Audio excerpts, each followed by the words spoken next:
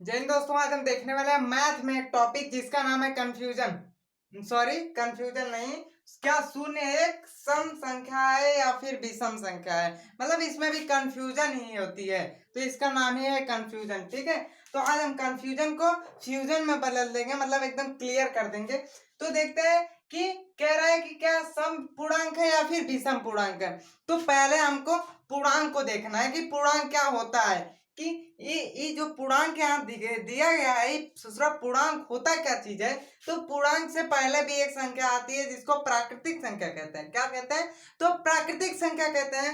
और जब प्राकृतिक संख्या को यहाँ देख लेते हैं एक बार, प्राकृतिक संख्या को ही, तो प्राकृतिक संख्या जो होती है,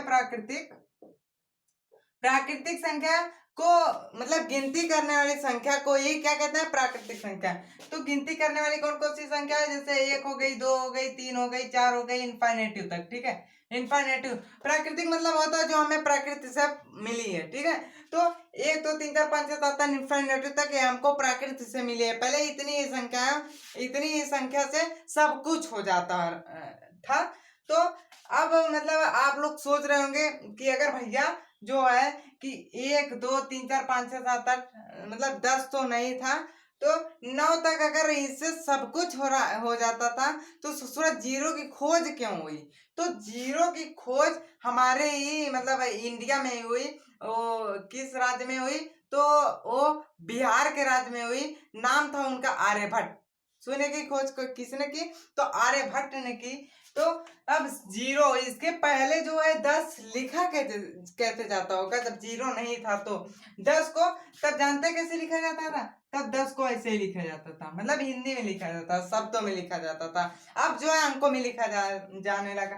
तो अब देखते हैं कि प्राकृतिक संख्या तो समझ में आ गई। अब पूर्णांक क्या होता है? पूर्णांक क्या दिया है, मतलब पूर्णांक, पूर्णांक से समझ में आ गया होगा कि पूरा अंक मतलब जीरो को लेकर जितने भी अंक है सब ससुरे जो है पूर्णांक है। ठीक है, 0 हो गया, 1 हो गया, 2 हो गया, 3 हो गया, 4 हो गया, इनफाइनेटिव तक। ठीक है, सब क्या है? पूर्णांक है। क्या है? पूर्णांक है, सब पूर्णांक है। अब पूर्णांक भी समझ में आ गया, प्राकृतिक संख्या भी समझ में आ गई। अब देखते हैं कि जो जीरो है, और जीरो जो होता है इसके इधर क्या होता है? +1 +2 +3 +4। ठीक है, इधर क्या होता है? -1 -2 -3। ठीक है, ऐसे ऐसे dot dot dot dot, minus में इस तरफ होता है और प्लस में उस तरफ होता है, बीच में बच जाता है आपका जीरो। अब बताइए जीरो पॉजिटिव है या फिर नेगेटिव है? तो जेन्युइन सी बात है, जीरो ना तो पॉजिटिव ना तो नेगेटिव है, ये न्यूटन है। मतलब न्यूट्रन का मतलब समझ रहे हैं ना? तो इसमें धनात्मक आवेश है ना तो ऋणात्मक आवेश है, ये तो आप लोग समझ गए हैं। अब क्या कह रहा है कि सम संख्या और विषम संख्या, क्या जीरो सम संख्या है विषम संख्या है? तो ना तो आप पता ही नहीं चल रहा है कि ये सम है कि विषम है। तो क्या कहते हैं कि सम किसे कहते हैं? सम किसे कहते हैं आप जानते होंगे, मतलब छोटे, मतलब अगर छोटे क्लास में 7 8 में पढ़ेंगे कि सम संख्या किसे कहते हैं। तो सम संख्या 2 से कट जाने वाली संख्या को ही सम संख्या कहते हैं। चलिए ठीक है, 2 से कट जाने वाली संख्या को सम संख्या कहते हैं। तो जीरो को अगर हम 2 से काट दे रहे हैं तो क्या ये सम संख्या हो जाती है? चलिए देखते हैं एक बार। जीरो को 2 से काटते हैं सम संख्या से, फिर उसका विषम संख्या से, अगर विषम संख्या से नहीं कटी तो हमारा जो जीरो हो जाएगा सम संख्या हो जाएगा, और अगर विषम संख्या से भी कट गई तो भैया बहुत बड़ा पहाड़ हो जाएगा। तो कोई बात नहीं, तो जीरो से हम दो से हम जीरो को काटते हैं तो जी 2 जीरो यहाँ जीरो होगा, हमारा आंसर क्या आएगा? जीरो होगा। चलिए ठीक है, ये तो अब पता चल गया सम है। ठीक, क्या है? सम है, कट जा रहा है पूरा। अगर हम जीरो में 3 से भाग दे देंगे तब भी तो ये ससुरा कट जा रहा है, तब भी तो जीरो आ गया। तो मतलब ये जो विषम भी है और सम भी है? नहीं भैया, होगी तो एक ही होगी, या फिर वो सम होगी या विषम होगी। अब इसको हम देखते हैं अपने तरीके से, मतलब हमारे पास 3 फॉर्मूला होते हैं जिससे हम किसी भी संख्या को सम है या फिर विषम पता लगा सकते हैं। तो पहला जो आता है हमारा, वो आता है यदि कोई सम संख्या है और उसमें प्लस करें या फिर माइनस करें सम संख्या को, मतलब किसी सम संख्या में किसी सम संख्या को जोड़े या फिर घटाएं तो सम संख्या ही आता है। क्या आता है? कि सम संख्या में अगर सम संख्या जोड़े या फिर घटाएं तो सम संख्या ही आता है। और विषम संख्या में अगर विषम संख्या जोड़े या फिर घटाएं, क्या किए, जोड़े या फिर घटाएं, तो क्या आता है, सम संख्या ही आता है। ठीक है, सम संख्या ही आता है। जैसे 5 5 10 हो गया और 5 में से 5 जाए 0 हो गया। ठीक, तो अब क्या हो गया तो अब एक ले लेते हैं हम सम संख्या, क्या ले लेते हैं, सम संख्या, और प्लस माइनस कर देते हैं विषम संख्या, क्या कर देते हैं, विषम संख्या। ठीक है, विषम संख्या कर देते हैं। अब क्या आना चाहिए, तो अब आएगा आपका विषम संख्या। क्या आएगा, विषम संख्या। इतना तो आप लोग जानते ही हैं, इतना जानते हैं कि नहीं। अगर कोई हम सम ले लेते हैं 6 ले लेते हैं, विषम 5 ले लेते हैं, तो विषम ही आएगा। 6 5 जोड़ेंगे तो 11 आएगा, 6 में से 5 घटाएंगे तो 1 आएगा। एक भी विषम है, 11 भी विषम है। और अगर हम विषम जोड़ेंगे या फिर घटाएंगे तब सम आएगा। जैसे हम ले लेते हैं 3, और 3 अगर हम जोड़ेंगे तो क्या मतलब क्या, अगर हाँ चलिए ठीक है, 3 है और 1 हम ले लेते हैं, 3 इधर ले लेते हैं 1 इधर, और 3 में अगर 1 हम जोड़ेंगे तब भी हमारा क्या आएगा, 3 में 1 जोड़ेंगे तो 4 आएगा, 3 में से 1 घटाएंगे तो 2 आएगा। 2 और 4 क्या है, सम संख्या है। ठीक है, और इसमें क्या कह रहे हैं कि सम संख्या और सम संख्या को जोड़ेंगे सम संख्या आएगा। मतलब अगर 2 और 2 4 और 2 को जोड़ेंगे, 4 भी सम संख्या है, 2 भी सम संख्या है। 4 और 2 को जोड़ेंगे तो 6 आएगा,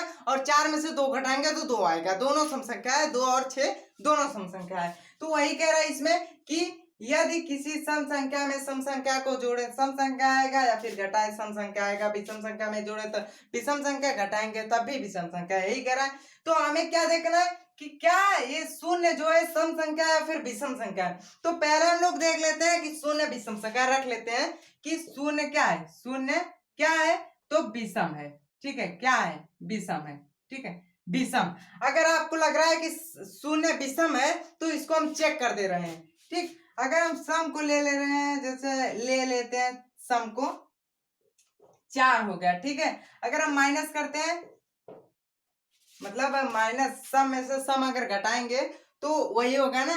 तो 4 में से अगर हम 4 घटाएंगे तो क्या आ जाएगा, या फिर 4 से 4 जोड़ेंगे तब क्या आ जाएगा, तो सम संख्या आएगा, 0 आ जाएगा। ठीक है, चलिए ठीक है, यहाँ तो पता चल गया सम संख्या। मतलब तीनों कंडीशन में अगर हमारा सही आ गया तो वो विषम संख्या होगा। ठीक है, क्या होगा, विषम संख्या होगा। यहाँ कह रहा है सम संख्या, लेकिन हम क्या माने हैं कि विषम संख्या है शून्य।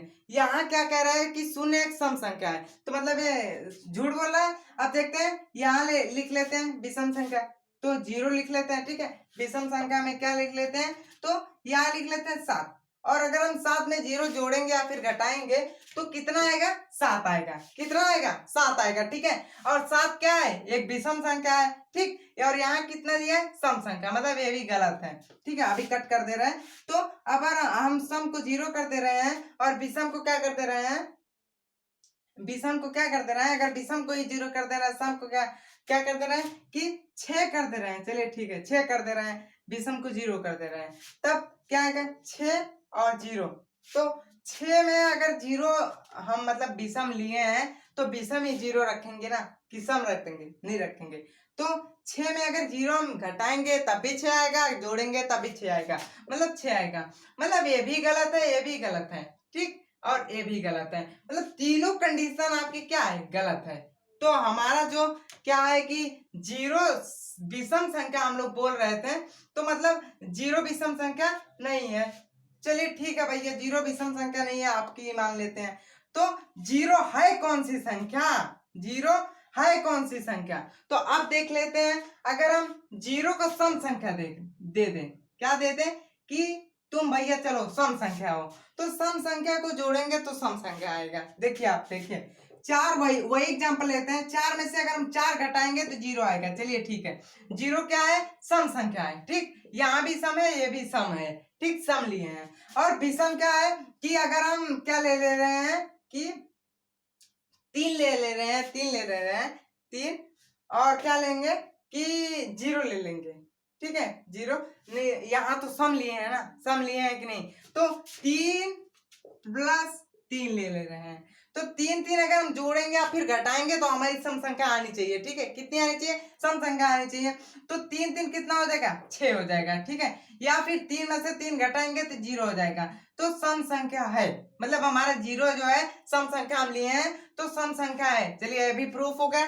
ठीक है, इसमें भी। अब देखते हैं हमारा लास्ट स्टेप जो बच रहा है, लास्ट स्टेप, उसमें देखते हैं कि कह रहा है सम संख्या। सम संख्या तो हम 0 ले लिए हैं, तो 0 को यहाँ रखेंगे, प्लस करेंगे या फिर माइनस कर देंगे, कोई भी कर सकते हैं। तो 3 रख लेते हैं, 3 रख लीजिए, 5 रख लीजिए, 7 रख लीजिए, 9 रख लीजिए, यही रख लीजिए। ठीक है, 3 रख लेते हैं। तो 3 में अगर हम 0 जोड़ेंगे कितना आएगा? 3 में 0 जोड़ेंगे तो भैया 3 ही तो आएगा, 3 ही तो आएगा ना। तो अगर 3 में से 0 घटाएंगे तब भी 3 आएगा। मतलब कह रहा है कि ये विषम होनी चाहिए। अगर हम सम और विषम को जोड़े या फिर घटाएं तो विषम आनी चाहिए। तो सम ले लिए और विषम, सम विषम को जोड़े तो विषम आ गया। तो मतलब ये हमारा प्रूफ हो गया, सही है। और विषम दे रहा है और विषम दे रहा है, विषम विषम को जोड़े या फिर घटाएं तो कितना आएगा? सम आएगा। तो चलिए ठीक है, ये भी सम आ गया, 0 और 6 सम। चलिए ठीक है, ये भी प्रूफ हो गया। अब इसको देखते हैं, 6 4 कितना है? 4 सम संख्या है, 4 सम संख्या है। अगर हम 4 4 को जोड़ेंगे तो 8 आएगा और 4 4 को घटाएंगे तो 0 आएगा, मतलब ये भी सम संख्या आएगा। मतलब हमारा हर तरफ से प्रूफ हो गया कि 0 जो है एक सम संख्या है। 0 क्या है? अब यहाँ लिख देते हैं, 0 एक सम पूर्णांक है। क्या है? सम पूर्णांक है, पूर्णांक है। ठीक है, प्रूफ हो गया। अगर अब आपसे कोई पूछेगा कि भैया 0 क्या है, सम पूर्णांक है या फिर विषम पूर्णांक है, तो आप ये सरलता से बता सकते हैं कि 0 क्या है? एक सम पूर्णांक है। तो आई होप कि आपको 0 सम पूर्णांक समझ में आ गया होगा। मिलते हैं नेक्स्ट वीडियो में, तब तक के लिए जय हिंद।